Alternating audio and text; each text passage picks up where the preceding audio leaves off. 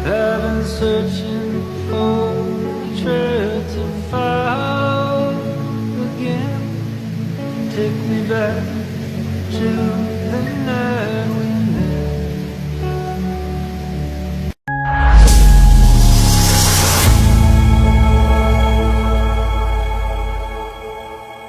Baik, di sini kita akan membahas vektor.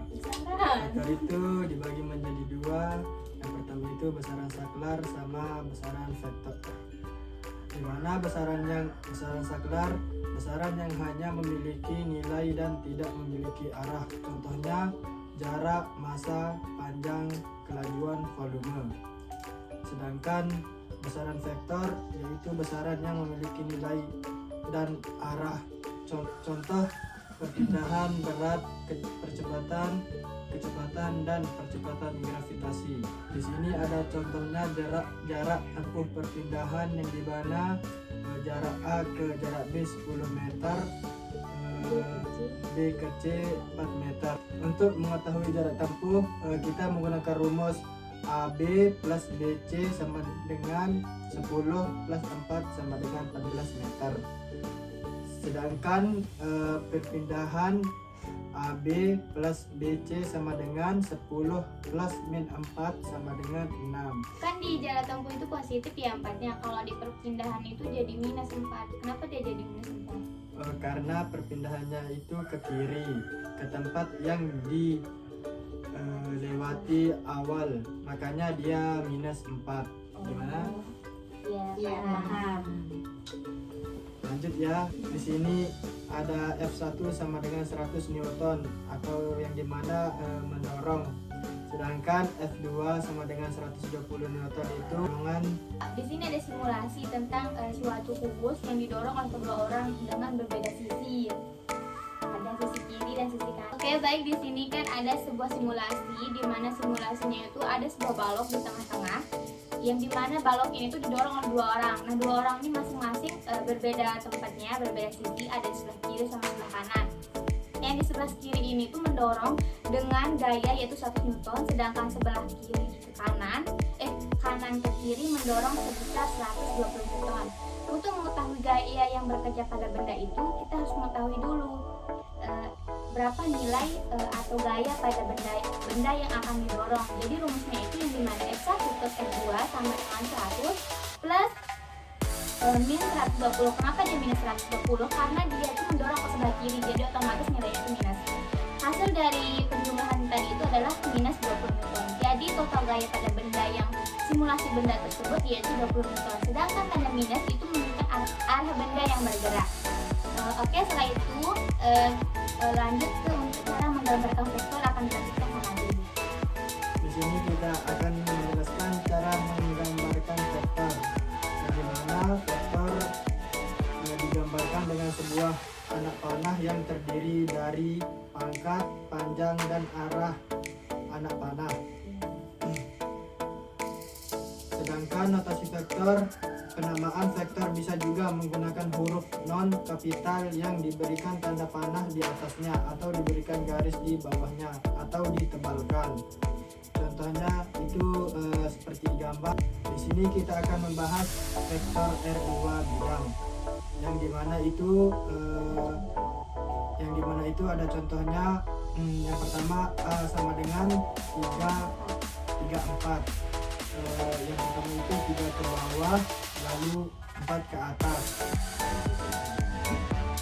Yang 3 itu menyatakan arah kanan atau plus, yang kiri itu minus.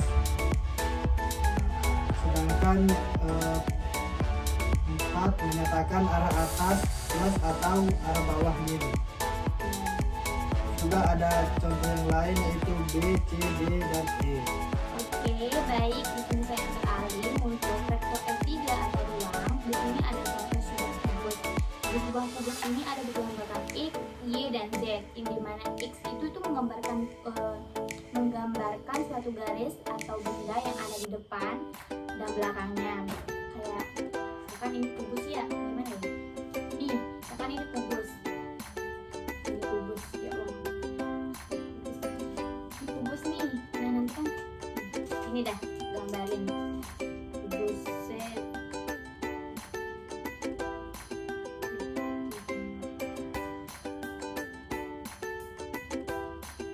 Nah, kubus itu kalau sumbu X itu menggambarkan bagian bumi ini sama ke belakang sini. Sedangkan untuk sumbu Y itu dari kiri ke kanan, sini ke sini. Terus kalau sumbu Z itu dari bawah ke atas, dari bawah ya dari atas ke bawah. Caranya ada betulnya. Sini bisa jadi X, di sini juga di belakangnya. Sini kalau dia dari kiri ke kanan itu disebut sumbu Y. Tapi kalau dia sumbu Z itu dari bawah ke atas atau atas ke bawah. Lanjut ya, kita akan membahas tentang vektor posisi, yang dimana vektor posisi adalah vektor yang menyatakan posisi suatu titik terhadap titik pangkal koordinat. Ini ada contohnya, yaitu vektor posisi A adalah OA sama dengan 4, 7 atau A sama dengan 4, 7, yang dimana 7 itu di bawah sedangkan 4 itu di atas. Contoh kedua itu ada vektor posisi B, yang dimana OB sama dengan min 8, 3 atau B sama dengan min 8, 3, yang dimana min 8 nya di atas sedangkan 3 nya di bawah. Jika koordinat titik adalah C min 2020, 2021, tentukan vektor posisi titik C. Maka vektor posisi titik C adalah OC sama dengan min 2020, 2021.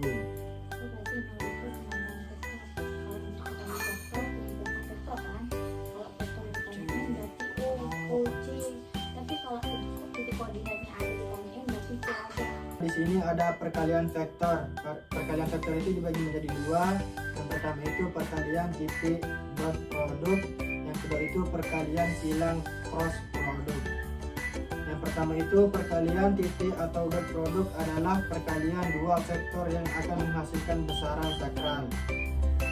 Sedangkan yang kedua itu perkalian silang atau cross produk adalah perkalian dua vektor yang menghasilkan besaran vektor.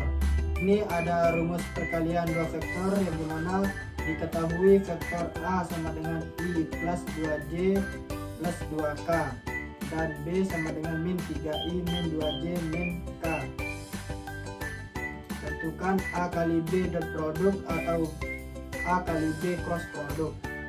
Baik, supaya lebih paham kita kerjain satu persatu.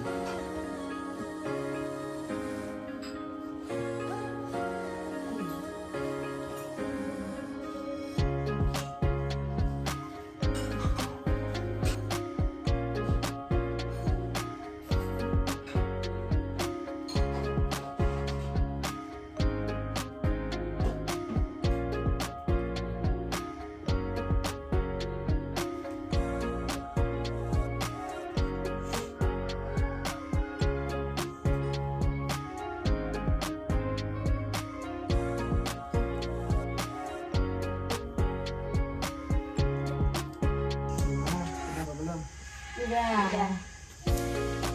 Lanjut ya ke resultan vektor. Pertama itu dua buah gaya masing-masing 10 Newton bekerja pada suatu benda. Sudut antara dua gaya itu adalah 10 derajat. Sayangnya F1 sama dengan 10 Newton, F2 sama dengan 10 Newton, sama dengan 60 derajat. Yang ditambahkan R. Untuk penyelesaiannya di sini ada rumus F1 pangkat 2 plus F2 pangkat 2 plus 2 kali F1 kali F2 kali cos delta. F1 itu 10 pangkat 2 plus 10 pangkat 2 plus 2 kali 10 kali 10 kali cos 60 derajat. Keseluruhannya 100 ditambah 100 ditambah 200 kali 0,5 menghasilkan 300, yang dimana 300 ini kita sederhanakan menjadi 100 min 3, disederhanakan lagi 10 akar 3 Newton. Di sini ada tabel trigonometri. Oke, baik. Di sini saya ambil alih untuk vektor R3 atau ruang. Di sini ada contoh sebuah kubus. Di sebuah kubus ini ada digambarkan X, Y, dan Z. Yang dimana X itu menggambarkan suatu garis atau benda yang ada di depan dan belakangnya. Ini dah gambarin kubus Z.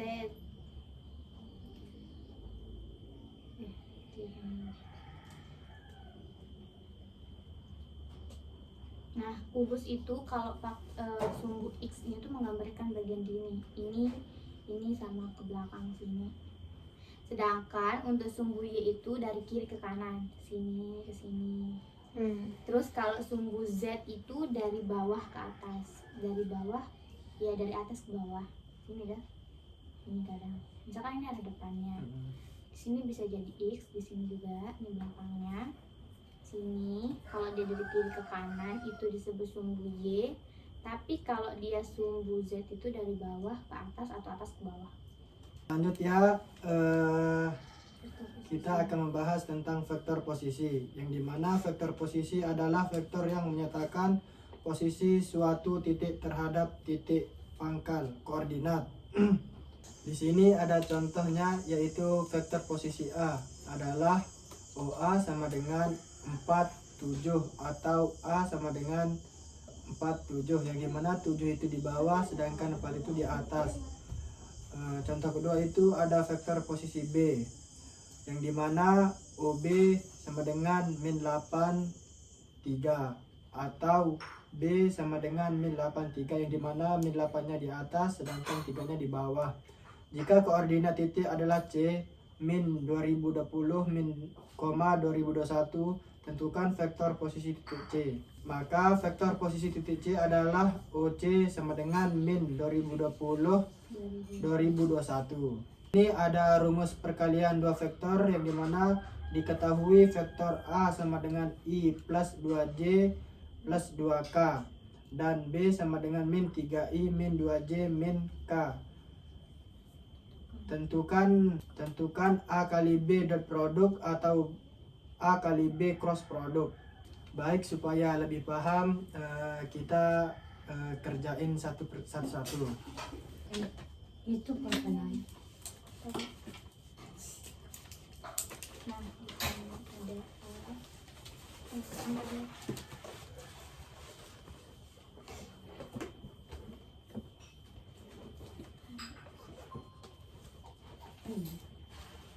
apa soalnya?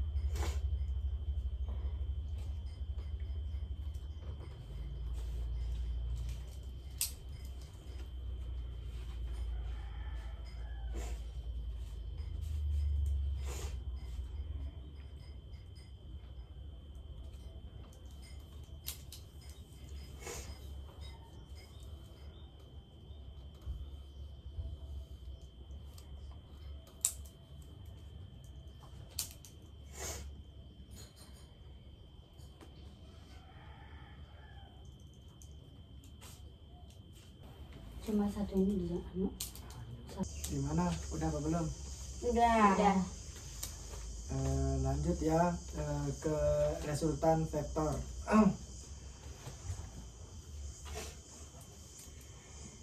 Yang pertama itu dua buah gaya masing-masing 10 Newton bekerja pada suatu benda. Sudut antara kedua gaya itu adalah 60 derajat. Untuk penyelesaiannya F1 sama dengan 10 Newton, F2 sama dengan 10 Newton, delta 0 sama dengan 60 Newton, delta sama dengan 60 derajat. Yang ditanyakan R. Untuk penyelesaiannya di sini ada rumus F1 pangkat 2 plus F2 pangkat 2 plus 2 kali F1 kali F2 kali cos delta.